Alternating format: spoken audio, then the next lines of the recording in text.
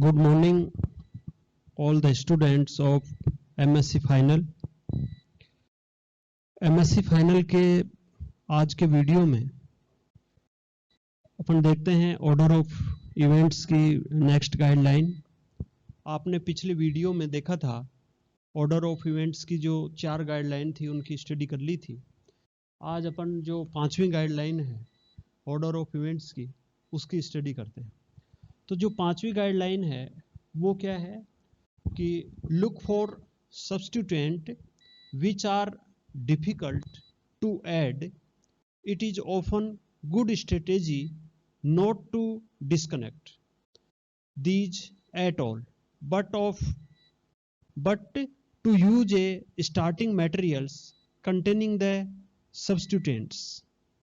Okay तो ये जो गाइडलाइन है ये गाइडलाइन 5 है और ये जो गाइडलाइन है वो गाइडलाइन हमें ये बता रही है कि यदि मान लीजिए किसी कंपाउंड का अपन डिस्कनेक्शन करवा रहे हैं, किसी टारगेट मॉलिक्यूल्स का अपन एनालिसिस करवाते हैं और उसके एनालिसिस में जो स्टार्टिंग मटेरियल्स प्राप्त होता है और उस स्टार्टिंग मटेरियल्स के अंदर ऐसा सब्स्टिट्यूट जुड़ा हुआ है, ऐसा सब्स्टिट्यूट है जिसको सिंपली बेंजीन रिंग से या उस सब्स्टिट्यूट को जोड़ना है वो बहुत ही डिफिकल्ट होता है। और जब डिफिकल्ट होता है तो फिर अपन क्या करते हैं कि वो जो स्टार्टिंग मटेरियल्स है उसी स्टार्टिंग मटेरियल्स को अपन लास्ट वो प्रोडक्ट मान लेते हैं, लास्ट स्टार्टिंग मटेरियल्स मान लेते हैं।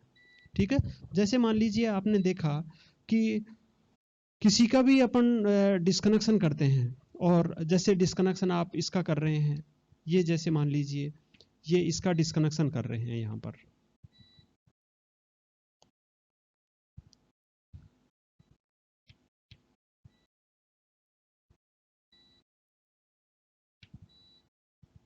ये है जैसे, ठीक है, इसका अपन डिस्कनेक्शन करेंगे तो इसके अंदर जो स्टार्टिंग मटेरियल्स प्राप्त होता है तो यहां पर आप देख रहे हो कि जो OMe सब्स्टिट्यूट है तो अपन किसी भी बेंजीन रिंग से ऐसा सब्स्टिट्यूट तो इजीली अटैच कर सकते हैं जो एज ए इलेक्ट्रोफाइल्स के रूप में अपने को उसका सिंथोन हो। तो जैसे मान लीजिए NO2 है तो अपन NO2 प्लस को जोड़ सकते हैं, यहाँ पर CH3 है उसको अपन फिंडेलक्राफ्ट एल्काइलेशन से जोड़ सकते हैं, परंतु जो OMe है उसको अपन जनरली इलेक्ट्रोफिलिक सब्स्टिट्यूशन रिएक्शन के द्वारा उसको ऐड नहीं कर पाते हैं। तो ये ऐसा सब्स्टिट्यूट है जिसको जोड़ना है वो डिफिकल्ट है, और डिफिकल्ट है तो जो गाइडलाइन 5 है वो गाइडलाइन 5 क्या बता रही है कि यदि किसी सब्स्टिट्यूट को जोड़ना डिफिकल्ट है तो फिर उस सब्स्टिट्यूट का डिस्कनेक्शन करवाना कोई जरूरी नहीं है, उस सब्स्टिट्यूट का अपन को डिस्कनेक्ट नहीं करना है। जैसे मान लीजिए इसका एनालिसिस करते हैं और कई बार इसको एनालिसिस करने पर अपने को जो स्टार्टिंग मटेरियल्स है वो स्टार्टिंग मटेरियल्स अपने को इस तरीके से प्राप्त होता है OMe। ठीक है, तो यहां ये जो प्राप्त हो गया तो यहां पर आप देख रहे हो कि ये जो ग्रुप है उस ग्रुप को ऐड करना क्या है, डिफिकल्ट है।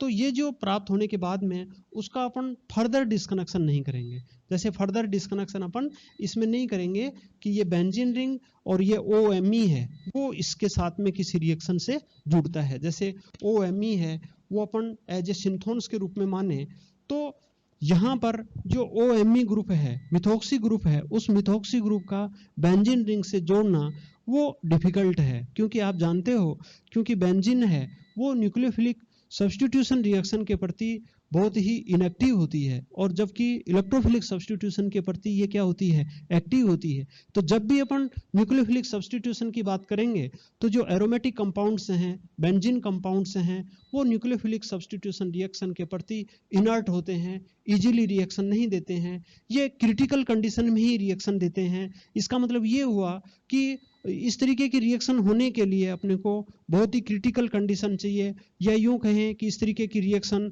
बहुत ही डिफिकल्ट होती है।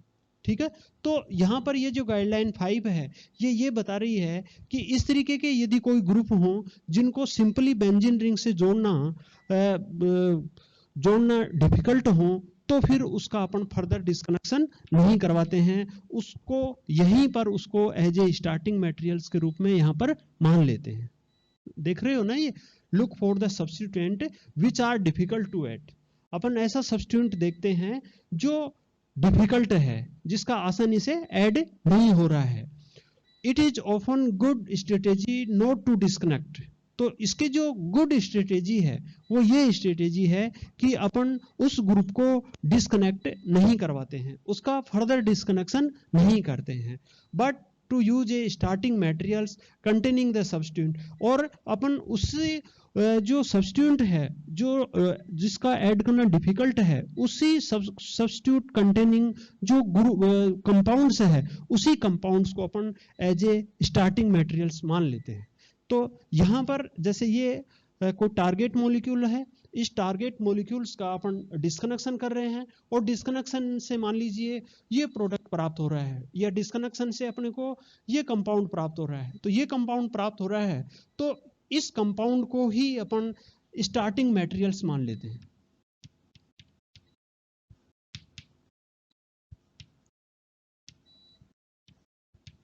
इस कंपाउंड को ही स्टार्टिंग मटेरियल्स मान लेते हैं, इसका फर्दर डिस्कनेक्शन नहीं करवाते हैं। ठीक है, तो ये गाइडलाइन 5 है जो अपने का जो गाइडलाइन, ये जो गाइडलाइन 5 हैं ये आप पढ़ क्या रहे हैं, ऑर्डर ऑफ इवेंट्स पढ़ रहे हैं। ऑर्डर ऑफ इवेंट्स अपने को ये समझाता है या ये रूल देता है कि किसी भी टारगेट मॉलिक्यूल से, किसी भी कंपाउंड से है, उसका डिस्कनेक्शन अपन किस तरीके से करते हैं। ठीक है, और यदि अपन गाइडलाइन के अकॉर्डिंग उसका डिस्कनेक्शन करेंगे तो उसका डिस्कनेक्शन इजी होगा, और उसके डिस्कनेक्शन से जो स्टार्टिंग मटेरियल्स बनेंगे वो स्टार्टिंग मटेरियल्स इजीली रिएक्शन करके टारगेट मॉलिक्यूल दे पाएंगे। ठीक है, यदि और टारगेट मॉलिक्यूल दे पाएंगे तो वो एक गुड स्ट्रेटेजी होगी। यदि अपन गाइडलाइन के अकॉर्डिंग उसका डिस्कनेक्शन नहीं करते हैं तो वो फिर एक बैड स्ट्रेटेजी है, जिसके अकॉर्डिंग अपने को स्टार्टिंग मटेरियल्स तो प्राप्त हो जाएंगे परंतु वो स्टार्टिंग मटेरियल्स रिएक्शन करके टारगेट मॉलिक्यूल्स नहीं दे पाएंगे, या जो देंगे या जो रिएक्शन होगी वो रिएक्शन वर्केबल नहीं होगी, वो रिएक्शन लैब में पॉसिबल नहीं होगी। तो इस कारण से अपन जब भी डिस्कनेक्शन करेंगे तो ऑर्डर ऑफ इवेंट्स की गाइडलाइंस को ध्यान में रखते हुए टारगेट मॉलिक्यूल्स का डिस्कनेक्शन करते हैं। ठीक है, तो आपको गाइडलाइन 5 है वो एकदम समझ में आ गई होगी कि गाइडलाइन 5 अपने को क्या बताना चाह रही है और क्या गाइडलाइन 5 होती है। इसके अलावा जैसे आप और दूसरा भी एग्जाम्पल देख सकते हैं, अपन और भी कई एग्जाम्पल देखते हैं। जैसे कि यहाँ पर आप देख रहे हो कि जैसे ये कंपाउंड है जो एज ए टारगेट मॉलिक्यूल से है, और इस टारगेट मॉलिक्यूल्स में आप देख रहे हैं कि इस तरीके से ये जैसे कंपाउंड्स है, ये इस तरीके से। ठीक है, और यहाँ पर ये NH2 है। ठीक, ये कंपाउंड है। अब इस कंपाउंड्स का ये एक एग्जाम्पल है।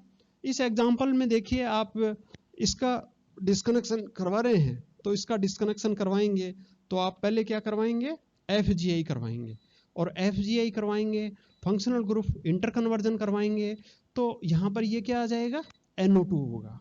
ठीक है, और उसके बाद में इसका फर्दर डिस्कनेक्शन होगा तो आप यहाँ पर ये क्या बनाएंगे, बाइफेनिल रिंग करेंगे, और बाइफेनिल रिंग है वो इस तरीके से। ठीक है, और बाइफेनिल रिंग है उसका यहाँ पर ये क्या है, नाइट्रेशन, और यहाँ पर ये क्या है, FGI, और FGI में यहाँ पर ये रिडक्शन। ठीक है, NO2 समूह का जब रिडक्शन होता है तो वो NO2 समूह है वो NH2 ग्रुप में कन्वर्ट हो जाता है। आप इस एनालिसिस में देख रहे हैं कि जो बाइफेनिल रिंग के NH2 है तो उसका तो अपन FGI है, उस FGI के थ्रू NO2 ग्रुप में चेंज कर देते हैं, और यहाँ पर ये इसका फर्दर जो डिस्कनेक्शन है वो इस तरीके से बाइफेनिल में करवाएंगे। ठीक है, यदि इसका आप नाइट्रेशन करते हैं तो ये बनेगा, और इसका रिडक्शन करते हैं तो ये बनेगा। तो ये तो क्या है, टारगेट मॉलिक्यूल, ये क्या है, स्टार्टिंग मॉलिक्यूल्स। ठीक है, अब वापस आप गाइडलाइन 5 पर आ जाइए। गाइडलाइन 5 क्या बता रही है कि गाइडलाइन 5 ये बता रही है, क्या है गाइडलाइन 5 कि इसका फर्दर जो डिस्कनेक्शन है वो नहीं करवाएंगे। इसका फर्दर डिस्कनेक्शन नहीं करवाने का मतलब क्या है? क्यों नहीं करवा रहे हैं? गाइडलाइन 5 के अकॉर्डिंग नहीं करवा रहे हैं। क्यों? क्योंकि यहाँ पर आप देख रहे हो कि ये बेंजीन रिंग है और इस बेंजीन रिंग से फेनिल जो ग्रुप है वो जुड़ा हुआ है, मतलब दूसरी बेंजीन रिंग जुड़ी हुई है। तो किसी भी बेंजीन जो रिंग होती है उस बेंजीन रिंग से पीएच का जोड़ना, किसी दूसरे फेनिल रिंग का जोड़ना वो बहुत ही डिफिकल्ट होता है और बहुत ही डिफिकल्ट होता है। तो यदि आप इसका फर्दर डिस्कनेक्शन करवा रहे हैं और फर्दर डिस्कनेक्शन के बाद में आप इसको यूं बेंजीन रिंग में डिस्कनेक्ट करवा रहे हैं कि यहाँ पर आप यदि स्टार्टिंग मटेरियल्स बेंजीन मान रहे हैं तो वो जो गाइडलाइन 5 है उस गाइडलाइन 5 के अपोज है, गाइडलाइन 5 के अकॉर्डिंग नहीं है, और नहीं है तो वो एक बैड स्ट्रेटेजी है। ठीक है, यदि आप इसका फर्दर डिस्कनेक्शन नहीं करवा रहे हैं तो आप क्या कर रहे हैं? गाइडलाइन 5 के अकॉर्डिंग वर्क कर रहे हैं, गाइडलाइन 5 के अकॉर्डिंग स्ट्रेटेजी है उसको आप अप्लाई कर रहे हैं, और वो स्ट्रेटेजी को जब अप्लाई करेंगे तो वो एक गुड स्ट्रेटेजी है। ठीक है, तो इसका मतलब ये हुआ कि ये एक गुड स्ट्रेटेजी है कि ये जो कंपाउंड्स है उस कंपाउंड्स को ही अपन ने स्टार्टिंग मटेरियल्स है वो मान लिया है, इसका आपने फर्दर डिस्कनेक्शन नहीं करवाना है। ठीक है, क्यों नहीं करवाना है फर्दर डिस्कनेक्शन? क्योंकि ये जो ग्रुप है उसको ऐड करना डिफिकल्ट है, और गाइडलाइन 5 भी यही बता रही है कि यदि किसी फंक्शनल ग्रुप को ऐड करना डिफिकल्ट हो तो उस फंक्शनल ग्रुप को जुड़े हुए ही उस कंपाउंड्स को एज ए स्टार्टिंग मटेरियल से मान लेंगे। तो यहां पर जो स्टार्टिंग मटेरियल्स है वो क्या है? ये है स्टार्टिंग मटेरियल्स, ये नहीं है। ठीक है, तो ये ऑर्डर ऑफ इवेंट्स में गाइडलाइन 5 है, जो आप दो एग्जाम्पलों से समझ रहे हो कि गाइडलाइन 5 है वो किस तरीके से है और किस तरीके से उसकी स्ट्रेटेजी है। ठीक है, तो गाइडलाइन 5 के बाद में अपन नेक्स्ट देखते हैं गाइडलाइन 6। तो गाइडलाइन जो 6 है वो एक तरीके से एक्सटेंशन ऑफ गाइडलाइन 5 है। तो जो गाइडलाइन 5 है उसके अकॉर्डिंग अभी अपन ने पढ़ा है क्या है कि स्टार्टिंग मटेरियल्स है वो यदि स्टार्टिंग मटेरियल्स है और जिसके में किसी सब्स्टिट्यूट को जोड़ना यदि डिफिकल्ट है तो उसका फर्दर डिस्कनेक्शन नहीं करते। यही है ना गाइडलाइन 5।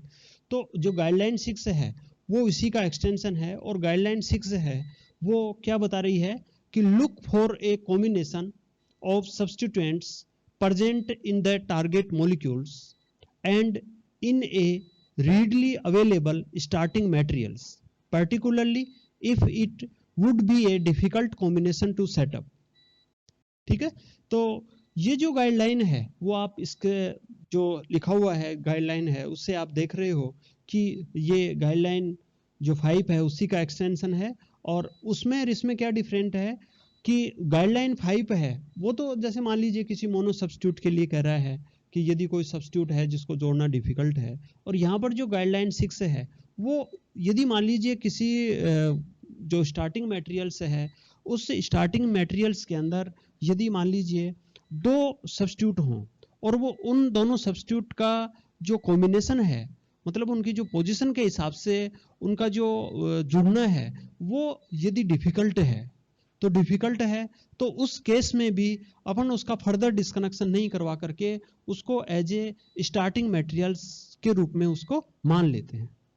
ठीक है, यहां पर वही बात है कि जैसे आप एक एग्जांपल के तौर पर लीजिए, जैसे यहां पर ये कोई टारगेट मॉलिक्यूल्स है और उस टारगेट मॉलिक्यूल्स के डिस्कनेक्शन से किसी स्टेज के ऊपर अपने को ये इस तरीके से OH और COOH प्राप्त हो रहा है।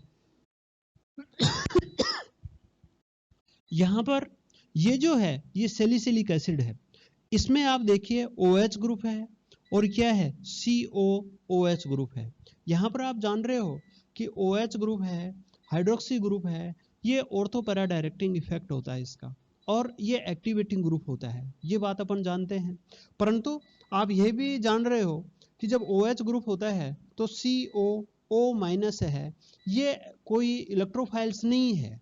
ठीक है, तो इसकी प्रेजेंस में COH है, उसका जो ऐड करना है वो बहुत ही डिफिकल्ट है, और बहुत ही डिफिकल्ट है तो उस कंडीशन में यदि किसी भी टारगेट मॉलिक्यूल्स के एनालिसिस के दौरान यदि इस तरीके का कंपाउंड्स बन रहा है, सैलिसिलिक एसिड बन रहा है, तो जो सैलिसिलिक एसिड बन गया है उसी को अपन एज ए किस रूप में काम में ले लेंगे, स्टार्टिंग मटेरियल्स के रूप में काम में ले लेंगे, उसका फर्दर डिस्कनेक्शन अपन नहीं करवाएंगे। जैसा कि गाइडलाइन 5 में बताया ना, उसी तरीके से यहाँ पर इसका इस तरीके से डिस्कनेक्शन है वो नहीं करवाएंगे कि ये फिनोल है, यहाँ पर जो स्टार्टिंग मटेरियल्स है वो अपन सैलिसिलिक एसिड ही मानेंगे, स्टार्टिंग मटेरियल्स अपन फिनोल नहीं मानेंगे। ये कौन बता रहा है? ये गाइडलाइन जो 6 है वो बता रही है, ठीक है। और यहाँ पर दूसरी बात ये भी है कि एक बात तो ये है कि ये जो COH ग्रुप है उसका ऐड करना यहाँ पर बहुत डिफिकल्ट है, और दूसरा यदि ये दोनों ग्रुप यहाँ पर हैं और ये जो कंपाउंड्स है ये इजीली अवेलेबल भी है, जो सैलिसिलिक एसिड है वो इजीली अवेलेबल भी है, इसका मतलब ये नहीं है कि अपन को इसको अवेलेबल होने में बहुत ही डिफिकल्टी आ रही है। यदि ये अवेलेबल ही है तो फिर अपन ये स्टार्टिंग मटेरियल्स क्यों लेंगे, अपन जो अवेलेबल है उसी को लेंगे, और उसी को लेंगे तो जो सिंथेसिस करवा रहे हैं किसी टारगेट मॉलिक्यूल्स के लिए, तो वो जो सिंथेसिस है वो यहाँ से स्टार्ट होगा न कि यहाँ से होगा, और कहने का मतलब उस कंडीशन में ये है जो है वो ही क्या होगा, स्टार्टिंग मटेरियल्स होगा, ठीक है। तो आप जैसे सैलिसिलिक एसिड ले रहे हैं, इसी प्रकार से जैसे आप दूसरा कंपाउंड लें, इसी तरीके से यहाँ पर NH2COH, तो NH2COH है, ये एंथ्रेनेलिक एसिड है, तो एंथ्रेनेलिक एसिड है, इसमें भी वही बात है, इसको भी एज ए अपन किस रूप में मानेंगे, स्टार्टिंग मटेरियल्स के रूप में मानेंगे। इसके अलावा जैसे थैलिक एनहाइड्राइड है, थैलिक एनहाइड्राइड के अंदर आप इस तरीके से ये थैलिक एनहाइड्राइड, और ये थैलिक एनहाइड्राइड में इस तरीके से ये भी क्या है, एक स्टार्टिंग मटेरियल्स है। इसके अलावा और जैसे ये यहाँ पर ये जैसे OH और ये OH, इसका मतलब क्या है कि ये ऑर्थो पोजीशन पर भी हो सकता है, मेटा पोजीशन पर भी हो सकता है, और पैरा पोजीशन पर भी हो सकता है, ठीक है। तो यहाँ पर जैसे मेटा पोजीशन पर है तो रिसोर्सिनोल है, पैरा पोजीशन पर है तो वो क्यूनोल है, ठीक है। तो इस तरीके से अपने को ये जो कंपाउंड्स हैं जैसे OH, ये OH है तो OH की प्रेजेंस में OH जोड़ रहे हैं, तो ये जो हैं वो भी एज ए अपन उसको किस रूप में मानते हैं, स्टार्टिंग मटेरियल्स के रूप में ही मानते हैं। इसके अलावा जैसे क्रिशोल है, यहाँ पर ये ठीक है, ये OMe और ये सिंगल बॉन्ड है ना, तो ये जो है इसको भी अपन ये मिथॉक्सी ग्रुप है, इसको भी अपन एज ए किस रूप में मानेंगे, स्टार्टिंग मटेरियल्स के रूप में मानेंगे। एक दूसरा अपन क्रिशोल देखते हैं, तो क्रिशोल है, उस क्रिशोल के अंदर जैसे यहाँ पर CH3 और यहाँ पर ये OH, तो यहाँ पर OH किसी भी पोजीशन पर है और ये CH3 है, या OH फिक्स कर लें अपन, और ये जो CH3 है वो है, तो ये जैसे क्या है, क्रिशोल है, ऑर्थो क्रिशोल, पैरा क्रिशोल, मेटा क्रिशोल, तो ये हैं, ये इस तरीके से कंपाउंड हैं, ये क्यूनोल, रिसोर्सिनोल है, केटिकोल है, ये हैं, और इस तरीके से ये सैलिसिलिक एसिड है, एंथ्रेनेलिक एसिड है, थैलिक एनहाइड्राइड है। तो इस तरीके के जो कंपाउंड्स हैं इनमें जैसे 2 सब्स्टिट्यूट हैं और ये दोनों सब्स्टिट्यूट हैं, इन दोनों सब्स्टिट्यूट का किसी एक सब्स्टिट्यूट की प्रेजेंस में दूसरे सब्स्टिट्यूट का जो जोड़ना है वो डिफिकल्ट है, तो डिफिकल्ट है, तो इस तरीके के यदि अपन को स्टार्टिंग मटेरियल्स प्राप्त होते हैं तो इन्हीं को अपन स्टार्टिंग मटेरियल्स मान करके इनका फर्दर डिस्कनेक्शन नहीं करवाते हैं। तो ये जो है ये गाइडलाइन 6 है जो एक्सटेंशन ऑफ गाइडलाइन 5 है, तो इसके अकॉर्डिंग अपन इस तरीके से इनका डिस्कनेक्शन करवाते हैं। तो आज के वीडियो में इतना ही, थैंक्स।